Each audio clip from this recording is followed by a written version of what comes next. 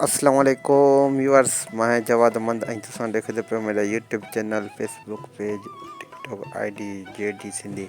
उम्मीद करेंदा तुसां सभी ठीक ठाक हो। सब बिस्मिल्लाह पढ़ के अदा शार्ट विला करने पे हाँ शेरो बस हेवले माए वेंदा पे रक्षे ते ओडे फैसल बैंक तो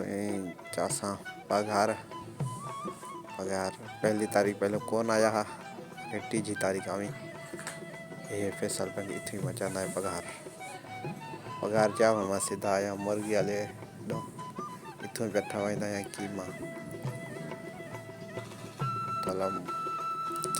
मुर्गी दा